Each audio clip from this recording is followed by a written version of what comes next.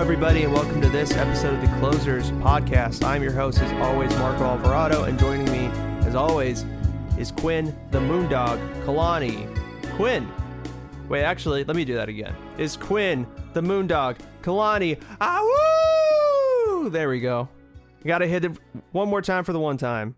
Quinn, how are you today? One last howl at the moon right before the dawn. It's true. It's very true. Besides that, I'm doing pretty good. I am the opposite of famished. You're stuffed. It was a very bountiful Christmas.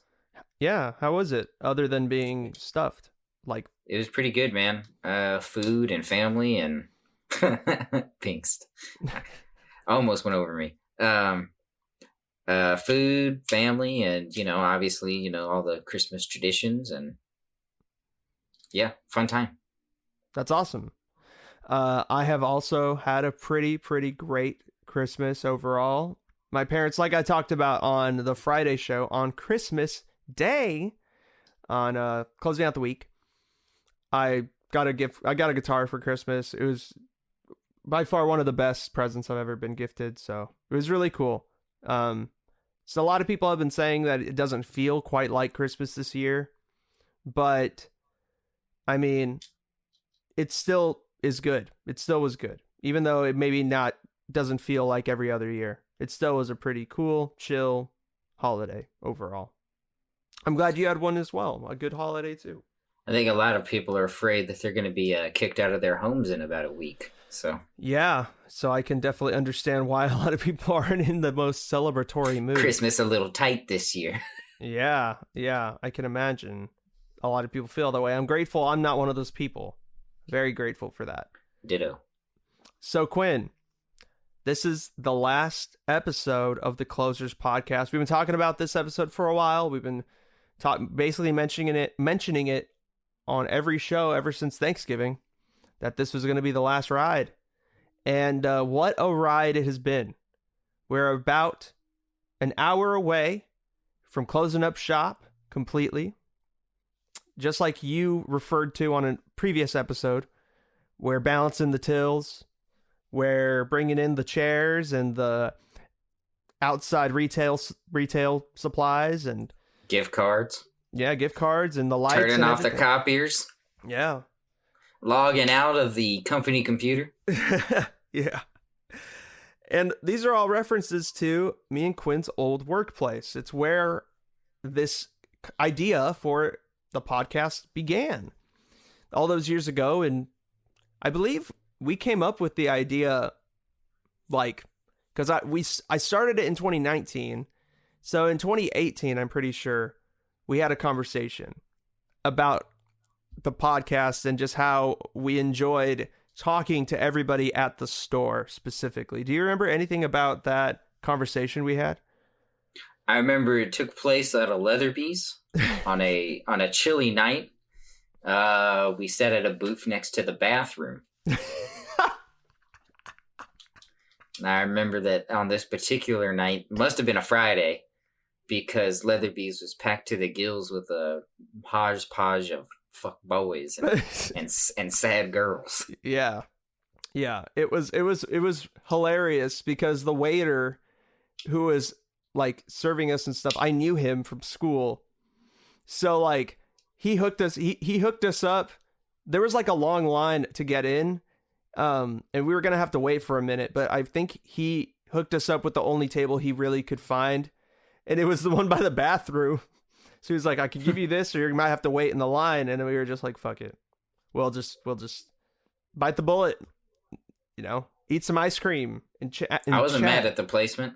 I wasn't either, because it was very covert. It felt like we were kind of undercover. You don't get a lot of eyes on you when you're sitting by the shitters. It's true. You don't.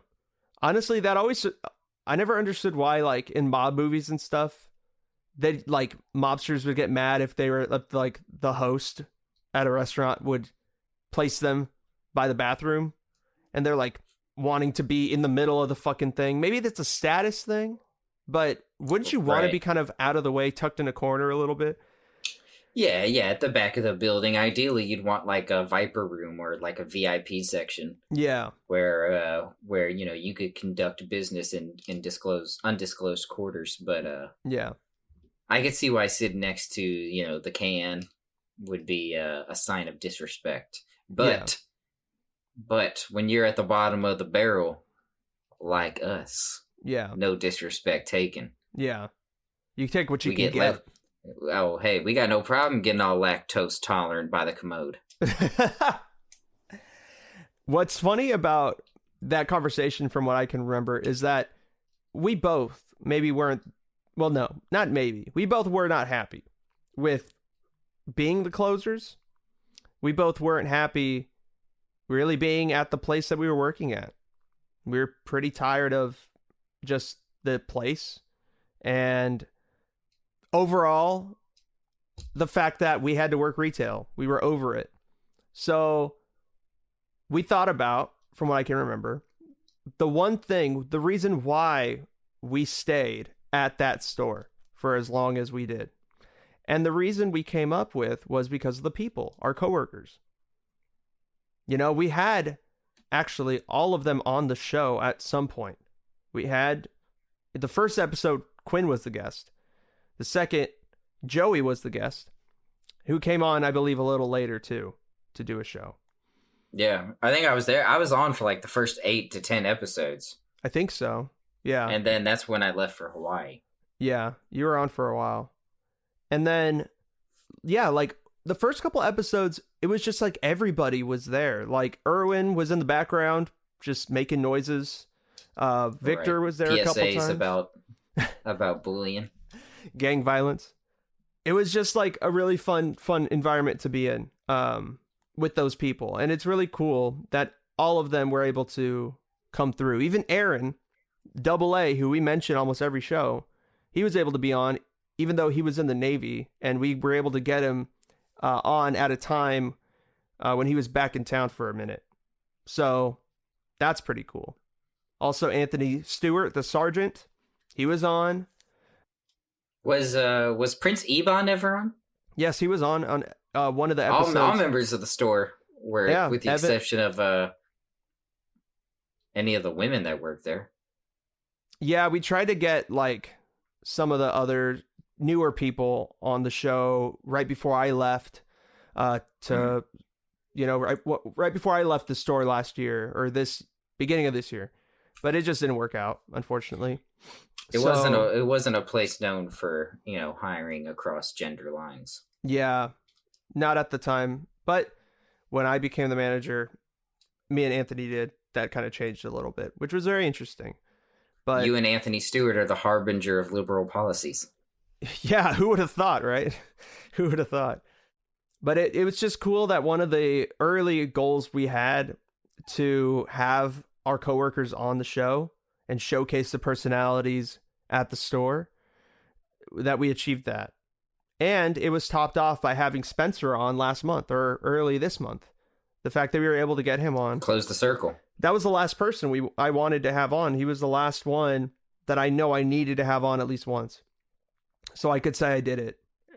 All my coworkers that I consider friends, they're all showcased in our catalog to some degree. And it's really cool. So that's what I take away from that one conversation. But it's just funny looking back on like the year, like how many things have changed since we started the show. And just the amount of characters that have come through this podcast and that I've interviewed, that I've interacted with, that we both have interacted with. But what are some of your funny, like, favorite memories of the show? Some of my favorite pods? Yeah. I'd say our pod with Double A really stands out as a top 3 pod. I'll just go through my top 3 pod series. The one with double A. Well, I'll just list my top 5 in no particular order. The double A debut. Terrell Tucker slicing open the big ham for us. Which episode? Oh, his debut episode. Well, every episode with Terrell has been an absolute blast, so I kind of can jump them all in together. Yeah. The Colt series with Gabby the Goose. That was a great time. I'd say is a standout time in the show. And then I'd say the entirety of the store coalescing into that one podcast. About Jose? Yeah, with the exception of Double A, where we all just bombarded Jose with questions about his integrity. That was his collegiate integrity. That was episode 3 of the show. You can go back and listen to it. It's hilarious because, there was a lot of controversies circulating at that time about Jose's college lifestyle choices and things of that nature. Really funny show.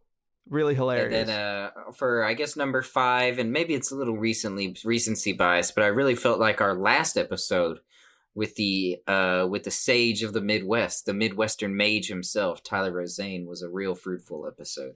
Yeah. Big old ripe melons dangling from the branch that episode was. There's a lot of nuggets you could take away from that episode, I feel like. Yeah. Yeah. A lot of wisdom spread around that show. Yeah. Right. I very much enjoyed it. What about yourself? What are some pods, maybe 5? Yeah. That stand out to yourself. If we have some overlap, well, it is what it is, but yeah. Well, you took some of the ones that I was going to mention, but there are others that were not. So, let's see. All of the episodes that I did with K Hella and Ostie, it was cool to have K Hella on twice. He actually kicked off season 1.5 for the show. So that was really cool to have him on and to interview him about his new album that just came out this year in April, I believe, called Shift. No, not Shift. Focus. It's called Focus. To interview him about that, it was really cool. And honestly, a privilege and an honor because he's a really, really great artist, really hard worker.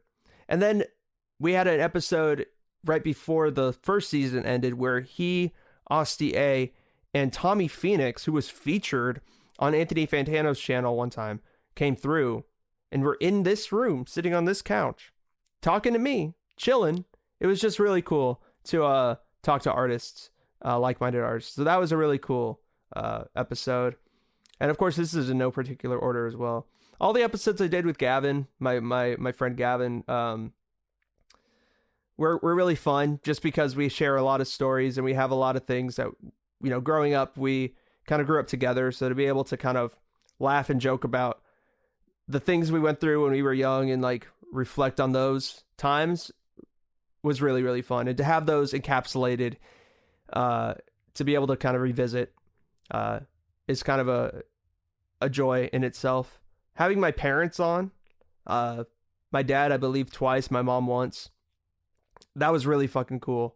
And they're always very nervous to come on. They were always very nervous, but they always did great. And the fact that you coined the Kitty's Titties nickname for my dad, that's not a part of an episode really, but that's a moment that is super fun. Forevermore. Forever and ever. Yeah. The milk never goes dry. Yeah. Never. Ruben. And then the last two, I gotta say, man, the last two that really stand out was the Spider-Man debate with Jake Jonah Jameson Phillips, the live stream debate. Right. That was crazy. That day in itself was insane. I've told the story before, but I'll tell it again real quick. So it's the morning of the live stream, and all of a sudden, my computer doesn't want to fucking work. Pro Tools won't open. OBS won't open. Nothing is working on my computer. I can't even go onto Google. So I started freaking out. Luckily, I had a hard drive, an external hard drive, so I backed up everything, and I had to totally turn off, or not turn off. I had to factory reset my computer. And after factory reset, I had to download everything I needed again. So in the morning, it was like 10 a.m. and we were going to start streaming at around 4. It took until 5 for me to download all the programs to get everything ready for the show to happen. So we were actually late. And that was one of the most stressful days ever, but it was really fun to shoot the shit with Jake. And for him to dress up like J. Jonah Jameson, me in the Spider-Man costume, it was just really cool to have that discussion on that platform and to get as many viewers as we did. It was really special. And then the last episode that I'll mention was the Hot Wings Challenge, the D&D Hot Wings Challenge, where I actually DM'd a game of D&D for some guests. I think it was Max Dog Martin, Jesse Salinas, and Andrew Gale. And every 10 minutes they had to eat another hot wing that increased. It was basically the Hot Ones Challenge, but just while playing D&D. By the end of it, how Max had to leave the actual like gathering because he couldn't handle it anymore. He had to go home. And like the game of D&D itself was insane because I'm not a great DM, so they were able to kind of do anything they wanted. It's just a really fun time, really funny live stream to go back and watch. And also some of Jesse's friends were there to help me distribute the various beverages needed by the participants in order to not like die. So they were pretty hot wings. I remember having some too, and I was dying. So really, those are the ones that really stand out. But I mean, every episode has been a joy, and I've loved this project. It's been really fun. It's been really fun. I'll say, now that we're at the closing episode of the Closers podcast, it feels like we're finally, at least for myself, it feels like finally closing the book, the final chapter on the 1040 saga. Me too. I agree with that. You know what I'm saying? Yeah. So let me ask you this: looking back on the last 5 or so years, on the last half decade at the 1040 saga, what is the best takeaway and what is the worst takeaway? Let's see. The best okay, yeah. I'll do the worst first and then the best, because it's always good to end on the positive note, I would say. The worst takeaway from my time there is just how in the beginning, I thought I knew what I wanted. I thought I knew what I was doing. I thought that there was time, which there is, but in time, the fact that I was 17 when I started working there and I left the store when I turned 23, that's quite a bit of time. And right, like there's a You're lot of, but a daydream believer. Exactly. And there was a lot of time that I used to kind of just do nothing. I wish I would have taken advantage of some of my younger years I wish I would have taken more advantage of that time. I've talked about it to a degree on the show, but I was in a relationship for the beginning of that time. And like that took up a lot of energy and a lot of my emotional energy. And I couldn't do a lot during that time. And then once I kind of got out of that relationship and rebuilt myself, I was already like 21, 22. So I lost some of those years in between, spent kind of like fucking around and just being my age. I felt like I had to age a lot at that place, which is good, but at the same time, it doesn't really help when you're about to turn 24 and you feel like you're older than that, and you feel like you have to carry yourself in a way that is more mature than you really have to be. And just, I guess there's more expectations. There was more expectations on me because of that place.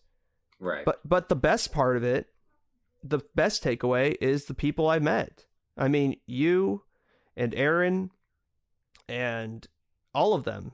Like everybody that I met, even the people that I don't talk to anymore, everybody had an impact on me. And it's cool to see on the flip side of time, spending time there, a lot of time there, a lot more time than I wanted to. It's cool to see the progression in your role, right?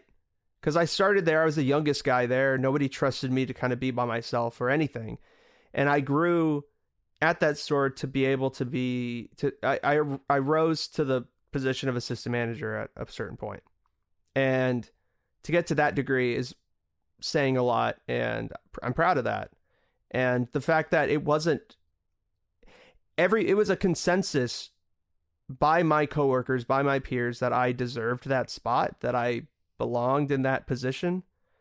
To have that's what made me feel good. Not really to get that position, but the fact that my peers, my friends wanted me to be the leader to a degree. That's what made me feel good. So that's like the biggest takeaway from that. What about you? Yeah, I'll go in reverse order. I'll say my biggest takeaway, my best takeaway, just to piggyback off what you were saying, was the relationships cultivated at the store 1040. That by and far away was the reason why we all worked there for the amount of time that we did. And it is cool to see, for the most part, that most of us remain in touch. So that is a good sign for the future. The worst takeaway is the years lost at the expense of retail. Yes. Working in retail is like the poor man's presidency. It will age you significantly by the time you're done. Yeah. I went in, and I've been working retail for the past decade, and I'm 28 now. So I don't feel 28. I feel there are times when I feel 42. There are times when I feel like 33. There are times when I do feel 28. But there is a bitter taste, a blister wart on your palate when you work in retail and then leave it. And especially a place like that. Yeah, especially a place like that. The worst thing about working in retail is knowing that it's always an option. Yeah. That it's always there. That when things don't work out, you'll inevitably go to your jobsite.com and you'll look through the retail options and you'll think back and you will heavily weigh it. That is the worst thing, that it will continue to always be a presence in our lives. Yes. And for us who have spent a significant amount of time in retail, both good, but mostly bad. Yeah. Yet good came out of the bad. But good came out of the bad. Yeah, pretty much. That's it. I'm kind of rambling, but that sums it up. I agree with that. You put it a lot more beautifully than I did. But that's basically what I was trying to say. That retail ages you a lot, like you said, and it's it's good to feel. It's good to look back and be like, okay, I could say that I worked in retail. I could say that I've like you said, bottom of the barrel. I've been the bottom of the barrel. Yeah, but the apples only float at the top. That's the thing. Yeah, apples only float at the top of the barrel. When you're scratching around at the bottom, you ain't eating no apples. Yeah, exactly. No, sir. You eat the worm that fell out the apple that sank to the bottom. And you can like get lost in that because you're treated like the bottom of the barrel. Sometimes the answer is to get out of that barrel altogether and not try to even fight to the top. Just get out of it, because you gotta link arms with your monkey brothers and find a way out. Yeah, because like that can get to you mentally. It got to me. Being treated like shit almost every day for a good 4 years. That's pretty generous of the time. Like, it's no barrel of fun. It's not. It's really, it can really get to you, and it can really destroy your confidence. It can destroy your self-image. It can destroy like your personality to a degree, if you work at a place like we did, it can get to the point where your entire life revolves around that place. And that is nowhere you want to be. You want your job to be a part of you, but not all of you. And that place kind of demanded you to be for it to be everything. Where if you're busy one day and they need you to come in, you got to do it. I know a lot of places are that way, but I'm just talking from our own experience. And I look back on those memories fondly with everybody that we started the show with and featured early on. But I'm glad that the show specifically grew from starting with the people that I knew at the store and expanded not only into my friends and your friends and the people we know, but people we didn't know. And we met through the podcast, such as, I know you didn't talk to them, but the 12th Human, the band from New York that reached out to me who wanted to come on. I got one for you. Captain Planet, Captain Positivity himself, Austin Maynard. Austin Maynard. Neither of us have ever met him in person, but he was a great interview. Great time. He sold me on whatever it was he was selling. I can't remember what it was, but he sold me on it. Real estate. That's right. He's a realtor out here in the best realtor in Sacramento. Very interesting perspectives. So. Yeah, a man you can trust. It's true. It's very true. And like also not just making new friends through the show, but reconnecting with old friends that I hadn't talked to in a long time, such as Gabby, who you mentioned. It's really funny how that cult series came up because, like she mentioned on her last episode, we reconnected on LinkedIn. I wasn't expecting for us to talk more than maybe like 3 messages back and forth and just be like, well, it was great. It's great knowing you like are doing well. That's it. Bye. But then randomly we found each other on Instagram too. And she messaged me and she was like, hey, I didn't know you had a podcast. That looks really cool. If you ever want me on it, I'm always down. I'd be like, oh, that's cool. Like I never would have thought you'd want to be on the show, but like maybe it'd work. And she's like, I love cults and that type of stuff. So if you ever want to talk about those things, let's do it. And so our intention at first was just to talk about cults. One episode with Gabby to talk about just cults in general. Right. But it quickly... And Zoom call changed it all. Yeah, we came on to do a pre-interview. We like each came up with like, we all started talking about cults and we realized that we could easily do a series on this. And we each had like an interest in a different cult that we wanted to each talk about. So right. I'd say that may be our most ambitious mini series that we did because the amount of preparation that we put into it was very, very extensive. We basically gave a lecture for an hour. But it was really cool. Like 3 hours worth of lectures pretty much. Dude, I had to go first and we like came up with that idea on a Sunday, I think. And then on Monday, we were going to like record the first episode, which was mine. And I hadn't done any research. So right after that pre-interview, when we finished, I went straight to Google and started researching Jonestown and the People's Temple. And I spent literally like, I don't even know. I spent like a good maybe 18 hours researching everything, listening to podcasts, taking notes, making sure I understood the story myself and everything that happened. It was a lot, but it was really fun to record that and to banter in between the lecture, you know? Right. And also just rediscovering a friendship and seeing one of my old friends from when I was like 15 connect with somebody who became my friend more recently. And for you guys to now be friends, I would say, is cool to see. And the fact that you guys got along and she added a different dynamic every time she came on, it was just funny. And I really enjoyed having her on. You know, it's odd. She may be the coolest person in Seattle. She's from NorCal. Just a NorCal kid living in Seattle. Who would have thunk it? One thing I loved most about the podcast is that I always felt like I learned something Whether it be something about somebody or something in general.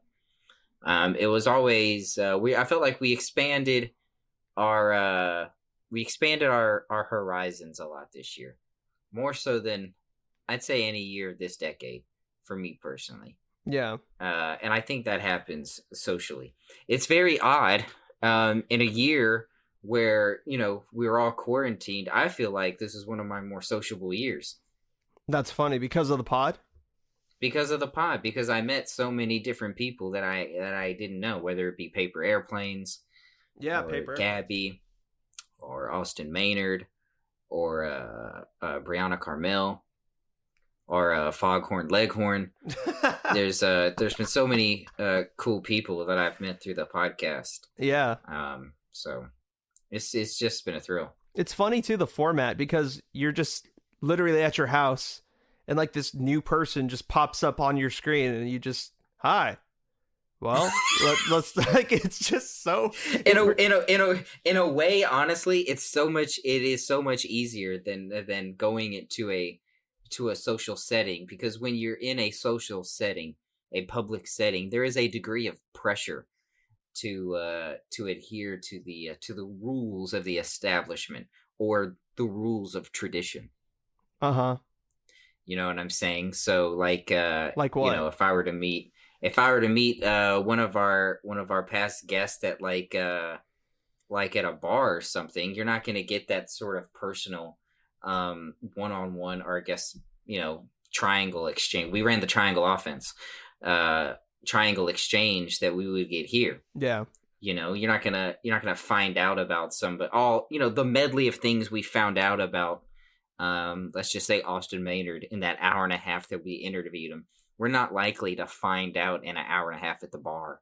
Yeah, that's true. You know what I'm saying? Yeah. So, that to me, that's been one of the coolest things about this podcast to me.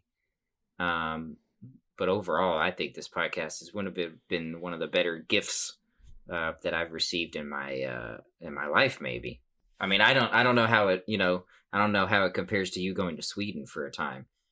You know, I'm not sure if our listeners know, but you did go to Sweden. How would you say that the podcast compares to your time in Sweden? Well, I mean, I don't want to talk too much about that, but what I'm going to say is I'm going to compare, I'm going to lump in season 1.5 with 2 and reflect on the first season as opposed to this one. Because the first season was done almost actually entirely in person. It was all in person, every single episode. Mostly at one location.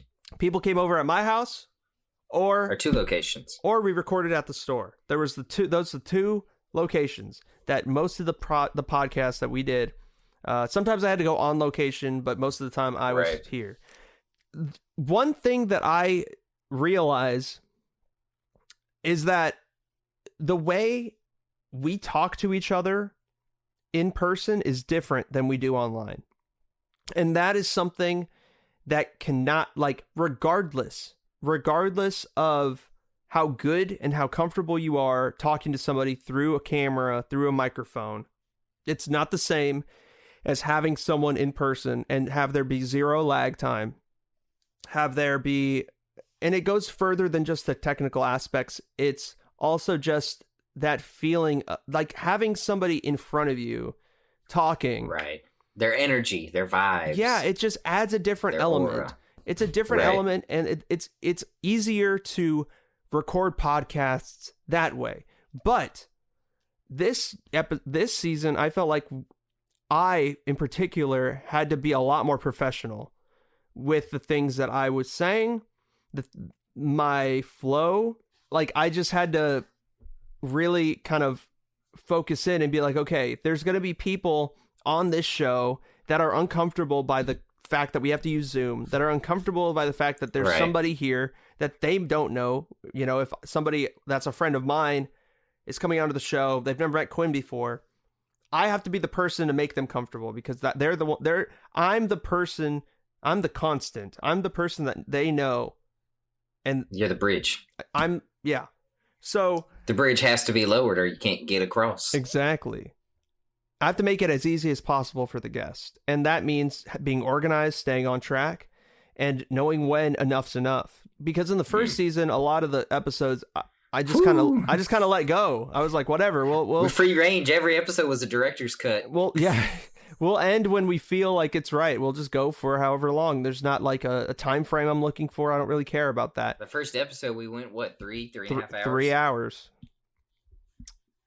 I do not recommend you listening to that. If you want to, go for it. But it is entertaining for the extent that if you want to listen to two people who do not know how to talk on a podcast, be recorded. It's basically a recording of just two people attempting to podcast. If one were to write a paper on this podcast, maybe an information system class, I would recommend listening to that podcast so you can track the genesis of our progress.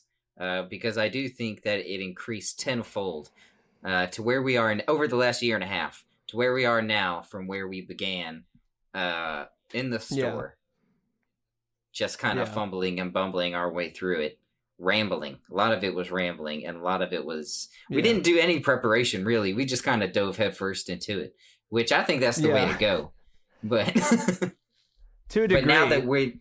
Yeah, well, it was the way to go for us at the time, just to get into it, just to, get our foot through the threshold of starting it. Yeah. And then season 2, I think, once we were quarantined, a lot of that preparation became emphasized in importance.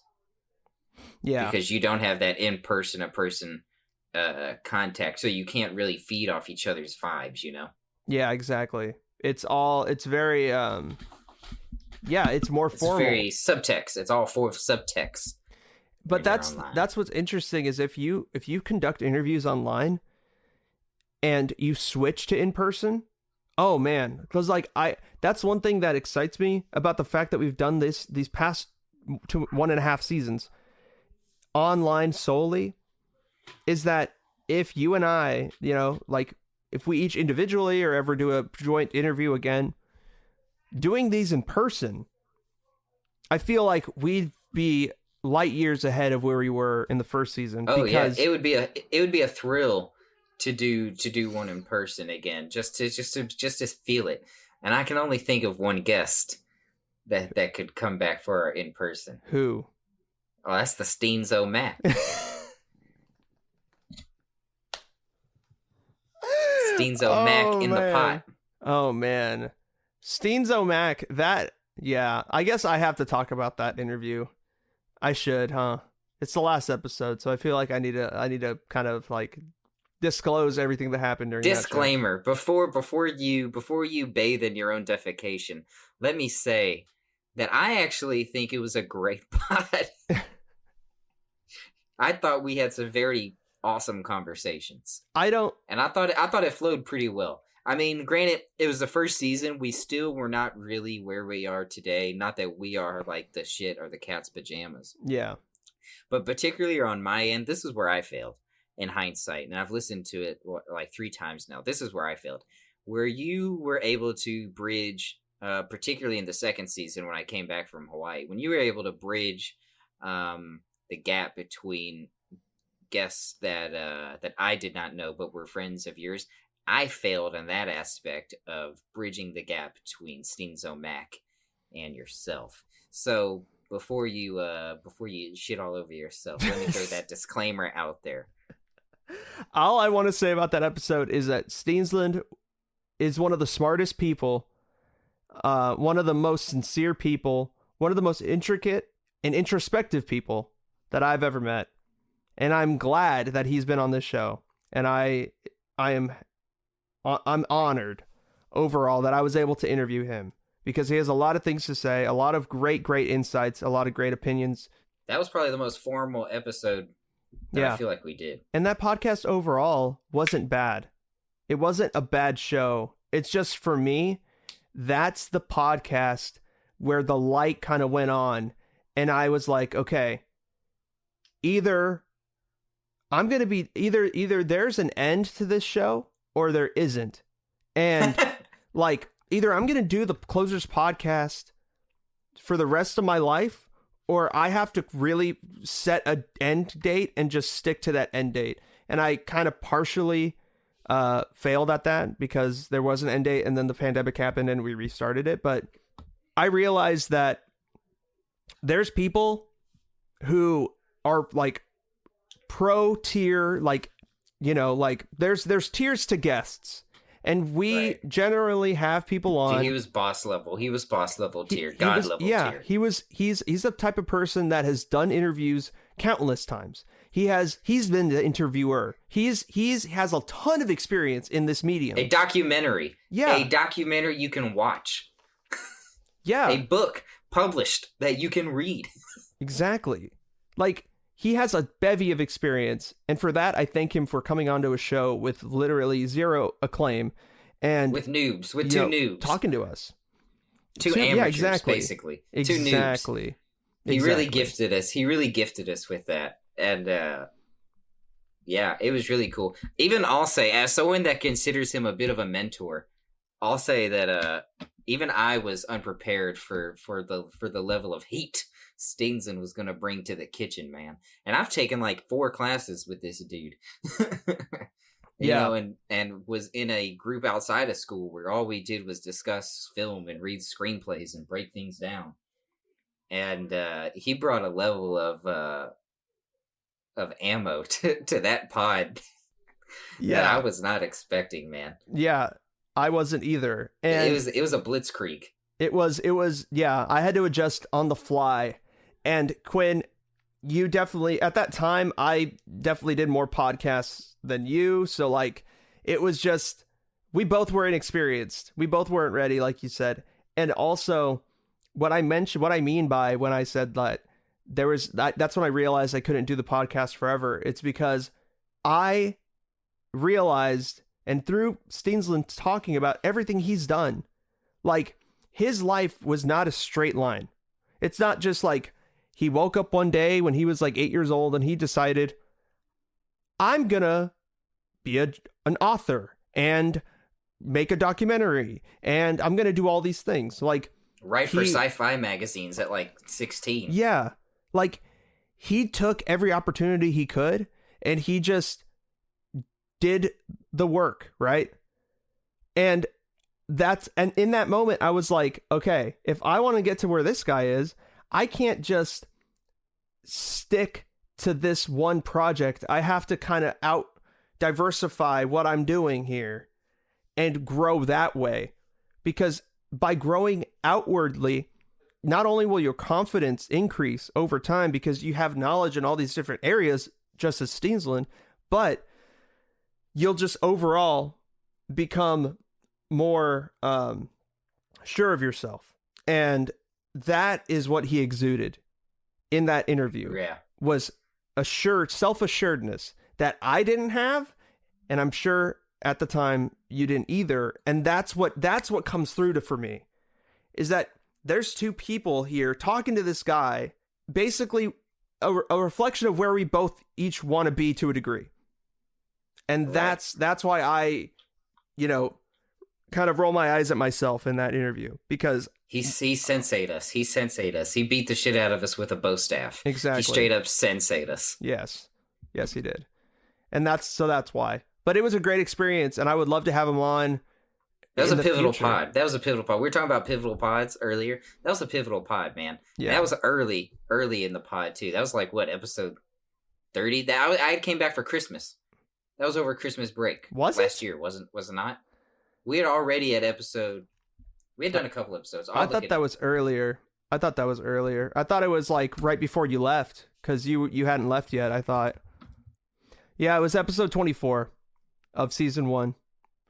Professor Mark Steensland on film. It was about an hour and a half. So that episode was a doozy, but honestly was really fun. It was really fun to do. Honestly, I'm surprised. I'm really like honored and proud of myself that I was able to have on as many guests as I was able to get on the first season.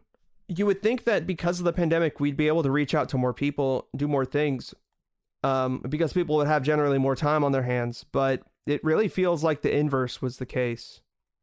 I feel like it's been more difficult getting guests on the show this season than it was last season. Maybe it just comes down to us maybe not thinking we could get guests on and stuff. Maybe it comes down to some laziness on my part, but I feel like it was a little bit more difficult this season to get guests on. Well, fatigue was fatigue was a pandemic in itself. Everybody was a bit worn out. Yeah, that's true. That's true. So how would you say you've grown over the course of the podcast from transitioning from more of like the premier guest, or as you say, DJ Jazzy Jeff? Is that what the fuck his name is? The DJ Jazzy Jeff of the Closers podcast. From transitioning to that to a hosting role, like how did to just pop in? It was awesome. It was very cool. The first season, I think you could hear a uncomfortableness in being especially in the first episode. I was very uncomfortable answering questions about myself. I was very insecure in not only talking about and articulating things about myself, but it just an articulation in a interview setting, as well as communicating with people strangers outside of a work setting that required me to. I think I said in that first episode I consider myself fairly introverted, and this show helped me kind of pop out of that shell, much like the crab leaves one shell to find another. I was said crab, a bigger shell. Yeah, a bigger shell, a more aerated shell. Yeah, perhaps there's some furnishings in that shell, but. No, I feel like I've grown tremendously. Probably most in communicating with people, in my communique with people, and my sociability has also. I'd say those two perks. My speech perk has increased at least 10 points. Yeah. At least 10 points. Now, I'm not saying I could intimidate my way out of a situation with, your rifted guards. But what I do think I could do is persuade them to look the other way. Yeah. With maybe a $50 coin purse. But yeah, I digress. That's what's I think that's the one puzzle, that's the one mystery for me with this podcast is when we started it. When we came up with the idea, I had only known you in the capacity as a coworker, and you struck me as a very outward person, a very, not introverted. I mean, you would be like introverted in the sense like you'd rather stay home and like read a comic or play a video game than go out to like a bar. But when it came to like talking to people, I, for one, thought that you were a great communicator in that way. And that's why I always thought you'd be a great host or co-host or featured guest on a podcast because of your personality and just how every conversation we ever had at the store, it always felt like there was always a joke to be had or always some question that was trying to be answered, whether it was who would be your top 5 like superhero that you would want to like take the powers from, or some shit from the store, or like if we were to expand the NFL, what 5 cities would we add to the league? Like those sorts of questions. I'm a big lister. I'm always throwing out list questions. Yeah. I think overall it was a lack of confidence in myself. Being in a work setting, this is the one benefit of retail. When you're in a setting that requires you to communicate with people, naturally, you do start to build that skill. Yeah. But when it came to more personal conversations outside of that structure, I felt like I felt like I didn't have the confidence in myself to really to maintain that conversation. And that's where I think this podcast really helped me. Well, that's good. I'm glad it was outside of the mandatory structures of our lives, and I know it's proof because I started going out more. I started, I started going to bars again and stuff like that, Yeah. So, Yeah, so no, I think it helped me tremendously socially. But yeah, being able to to shoot the shit at work is pivotal. Not only in the development of people, but in maintaining a degree of sociability. So yeah, I'll it helps when you have such an easy cast of characters to communicate with. Yeah. Everybody at work was sociable, and the best thing about that job is that we all had our individual likes and interests. We all deep dove on our own unique things. Yeah. With AA, a lot of it was dirt bikes and Eagles. With Erwin, he's a proud ambassador of an advocate against cyberbullying, and he's also really into cars, particularly losing them. Yeah. I wonder where his truck went. Still, Jose is a master at football, the real football. Let's be honest here. Sure. And he's a bit of a he's a bit of liability when carrying the rock when it comes to some things. Yeah. Some things better left unsaid. But sure, yeah. But ultimately, we all were able to fit in a puzzle. Yeah. Together, our pieces all aligned. Well, not all of our pieces. There were some vagabonds out there that had no place. Had no place at the 1040. Yeah. Crew, but unfortunately, yeah. Since we're closing the chapter on not only the podcast but also that time period. Yes. Really, the last 5-6 years, man. Yeah. I think it's apt to speak on both the podcast and the store, because I really kind of just envision them as one. Yeah. As one thing, separate but two wheels on the same vehicle. Yeah, I feel like the podcast was an extension. I think the podcast, to a degree, maybe a reason why we wanted to start child one of the store. Yeah, maybe because we felt like, as lowly sales associates who had to close out the fucking store at 8 p.m. almost every day for a good 2 years, right, when we were just the closers, we felt like maybe we didn't have the voice that we thought we should, or we didn't have a way to express ourselves the way that we wanted to, and right, maybe we were looking for that at the time. I think we also realized that we all had a greater potential of something more than what we were currently doing. Yeah. It also helped that me and you were both extreme creative types. Anthony, to a degree, is also very creative. Yes. Double A, not so much, but he's a wordsmith though. He's a quippy guy. Oh yeah. He's got boatloads of whiskey wisdom. Yep. Let me tell you. He's honestly. Going off of that, sorry, I know you don't forget what you're about to say, but Aaron is the closest person I've ever met that has the same energy of Matthew McConaughey. I know he said this. He's a NorCal McConaughey. He is. You know what? It's dismissive to give him the comparison to McConaughey. There are some patterns of similarities, but our man Double A is unique all in his own. He's a unicorn amongst stallions. Let me tell you. And one of the best things that come out of the story is the friendships with you, Spencer, Erwin, Jose, and I feel kind of redundant. I feel like we said this before. Yeah. And especially Double A. I was actually due to be fired as the podcast was really getting started. It's true. Do you want to talk about that? Maybe not the details. I won't talk about the details. But how did you end up not getting fired? Our owner was like, "He's gone. He's out. It's over. 3 strikes. Done." And Double A, cool as a cucumber could be unpickled, just said, "No, we ain't." And that was that.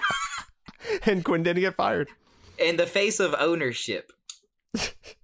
Honest to God, it's literally like the lead slave telling the white plantation owner, "You ain't gonna beat him today."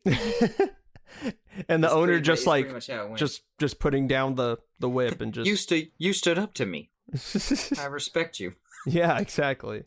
That was such a funny moment. So I owe Double A a great debt. For there may not have been a A Quinn pod. hosting season 2 or a pod in general without Double A's intervention right there. Yeah, it's true. That's very true. So Yeah. I mean, I've so spoken about big it ups, big to a shout degree out on to the show Double A. before. Yeah, dude. I've spoken about it on the show before, but how he very much took me under his wing to a degree, especially when I was like really young and first starting at the store, and I was still trying to get my not just legs under me in terms of working at that store, but just working in general. Like I had never really worked at Right. a consistent job before. Trying to understand the expectations of me at that place, trying to fit in, fill a role at the store, understand what I had to do to do a good job. The limitations of my role, all these things, it takes time to figure out when you're working at a place, especially when it's your first job. So he understood that, and he never ever told me that I couldn't do something. And that's something that I always respected. Like even when I was even when I was a 17-year-old kid, he never told me like don't, like just stop. Well, he would tell me to just stop, stop. But he wouldn't tell me but he wouldn't tell me like you're dumb and you're not capable. He never told me I wasn't capable. Right. And for a long time he was the only person who believed in me. There's at no the store. breaks. There's no breaks in the world of Double A. There's only go for it. Yeah. There's only go for it. It's one of the most admirable lifestyles that I've seen. It's true. And we admire, and we're pretty much blowing Double A so hard right now because yeah, he has had such an impactful impact, to be redundant, on our lives. Yeah, he has. I mean, and on this podcast in particular. Yeah, and to be able to have him on was a great joy for sure. I mean, all the guests for sure have had an impact on me. But I think we're just highlighting Aaron in particularly because he was the manager at the store for a long time. And ending this show, like Quinn said, isn't only about the show ending, but about that final chapter, the book of the book of 1040 finally finishing off. The history tome that we always talked about. If we were to chronicle these 5 years, the fall of Rome, as we often described it. The fall of Rome, yeah. Double A is Marcus Aurelius. Yeah, basically. But man, it's been really fun to do this. It's been really great to close out 2020 by closing that chapter. A shadow that has loomed large, I think, over both of us to an extent. Something we've been trying to get out from under, and I think we finally are. And this is the ending of that part of our lives. But like with every end, a new beginning starts, and it's really exciting to get a new fresh start on a fresh year. Hoping that this vaccine comes out soon. I saw Pfizer said that they guaranteed that everybody who wants a vaccine will get one by June of this upcoming year, which is a lot sooner than we all thought. Bold claim, Cotton. It's a bold claim, but they're already, like, the amount of people that have been vaccinated is vastly past the projections from prior to the disbursement of the vaccine. So there are already more people. If you know anything about the pandemic, when it comes to America, we're real good at smashing projections. It's true. We love that. Both bad and good. As we transition out of the canal and into the open world for the first time, going forward, Marco, why don't you let us know what is Marco's next chapter going forward, at least for the foreseeable future? Well, I'll tell you about the goals I have. One, it's to graduate college. I should be graduating in fall of 2021. Finally, should be out. I should have been graduating in the spring, but some dumb things at school happened. Just missing a deadline here or there. Counselor not telling me certain things were going to happen here or there, and here I am. If you don't know, we're talking about Sweden. Sure. Well, Marco went to Sweden. Oh my God. No, it's not the fucking Sweden. That didn't help my projection of getting out of school in fall, but that's not the reason. But anyways, I'm hoping to graduate in fall of 2021. I'm hoping to move out of my parents' house within the next year. Somewhere, should be hopefully somewhere in NorCal, whether that's the Bay or in Sac, and continuing to work on my music, and possibly, now this is not guaranteed, this is not 100% a foregone conclusion, so please do not put me on record. This is not on record, but I may be helping produce a podcast for the music venue I've been interning at in the Bay Area, the UC Theater. There may be either a podcast or a YouTube channel video series that I may be helping produce. That may or may not be upcoming. We're still talking about the details about it. With the pandemic, it's a little difficult to figure those things out, but that hopefully is happening, and that will take up quite a bit of my time. Like I said, music is going to begin to ramp up here again now, especially now that I have the new guitar. I'm going to use that quite a bit, and that's just what I'm focusing on, man. So those are my goals. Hopefully find a career this upcoming year so I can really begin paving my way in this adult world, because it feels for a long time that I've been kind of in between being a kid and being an adult. I feel like that's just limbo. That's just what a young adult is at this point. You're not really adult anymore now until you're like, what, 25, 30? Somewhere in that range, that 5-year period? Yeah, I would say 27 is now like that age where you're like, here you go. And I think that's a matter of just our current systems and how, especially living in California, being a Californian, that's really how it is here. Right. People don't really move out till like they're 30 because it's so expensive. Yeah. It takes a long time to build up the capital needed in order to get out. So, but that's what I want to do going forward. And again, I don't think the Closers podcast will ever be revisited, but will there ever be a podcast again that either I do or Quinn does, or we both do jointly? That remains to be seen. But for now, the Closers are closing it out, and we're excited and just grateful that you guys were able to join us for the past 2 years almost. Quinn, what about you? What do you have coming up or going forward? Well, the closing out the chapter here on academically, I think I'll most likely be trailing you one semester. Spring of 2022 is when I'm looking to, graduate with 180 credits or something of that sort. And from there, I'm kind of playing it by ear. I have some options of what I'd like to do. I know I'm not committing to anything until I marinate those options and see which steak tastes the best. But, I'm a rolling stone. I tend to roll wherever the wind takes me. And whether that's back here in NorCal, which is the land that bore me. Maybe it's SoCal. Maybe it's, back in the old Dixie in Nashville or Atlanta, or maybe in Vegas, or I really have no clue where my next chapter will be written. Yeah. But it will be written. Hopefully it's in some sort of occupational media type. If not, well, it is what it is. There's plenty of times to figure things out. But for the meantime, I'm just committing academically to bettering myself, and that's all I can really commit to right now. I guess I just want to take these final moments just to thank people.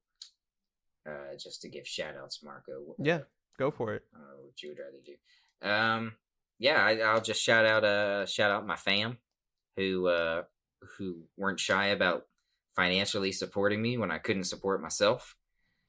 I want to give a special shout out to obviously my best friend Ryan, Kev, Terrell, Tyler, who came on the podcast.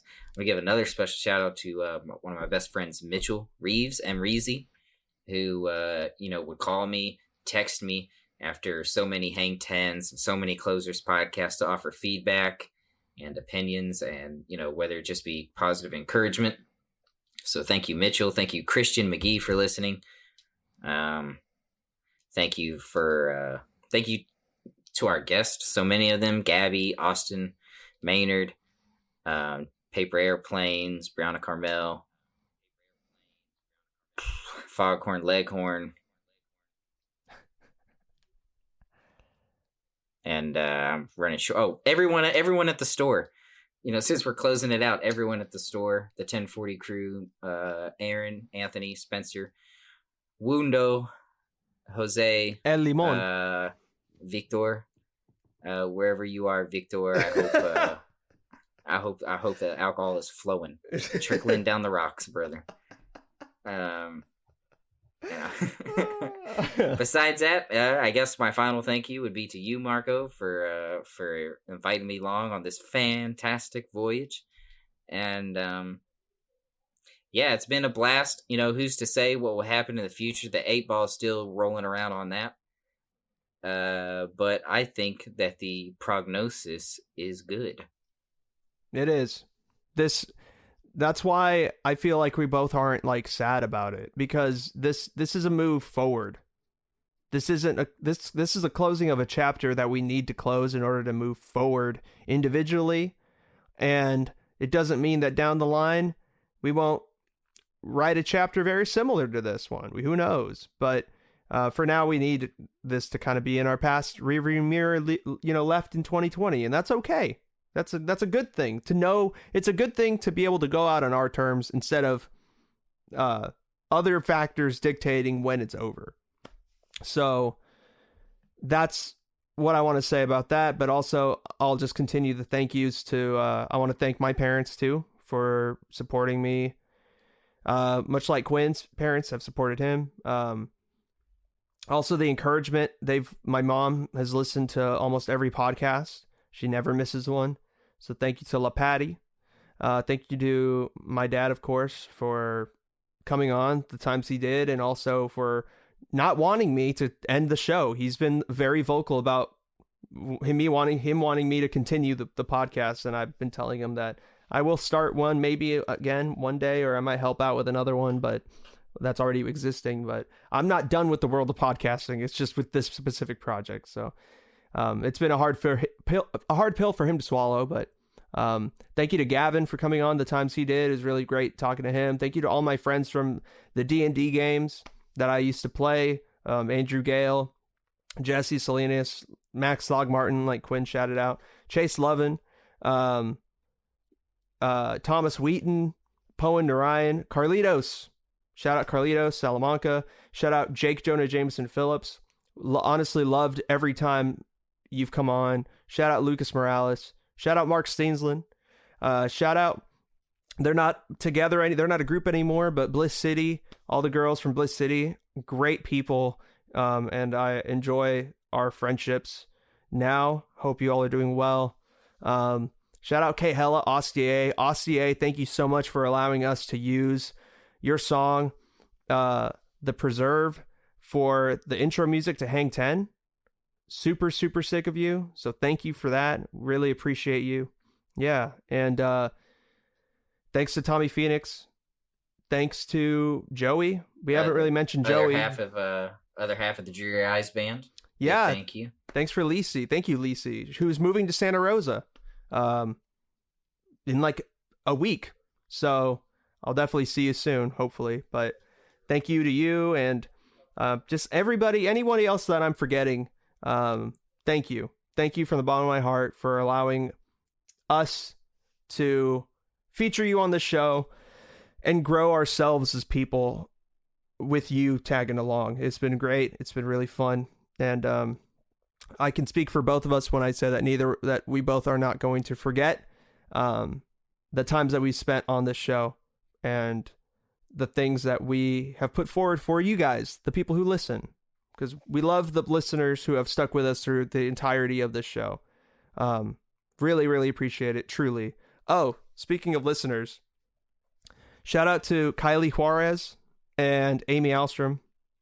You guys, not only for the closers, but for Downer, my music project, solo music project, both of you guys have been very outspoken supporters of my projects.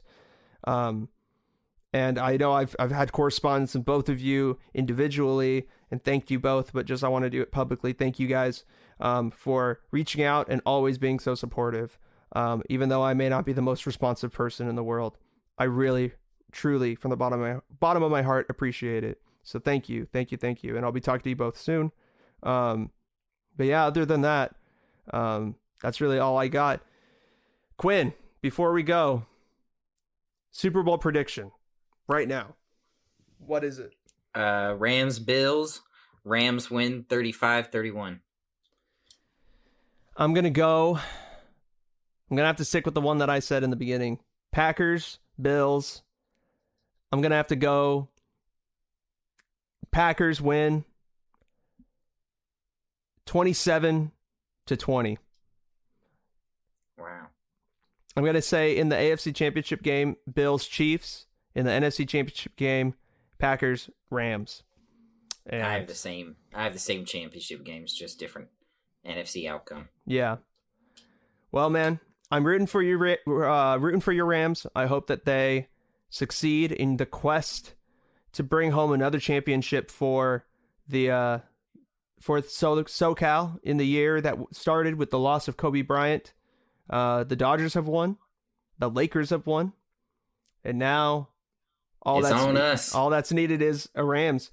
It would have been cool if the LA Kings. Yeah, the LA Kings or the Anaheim Ducks or a SoCal fucking the Mighty Ducks hockey team would have won, but that's not going to happen. Both those teams are not that great. So it's the onus is on the Rams to bring home the three-peat.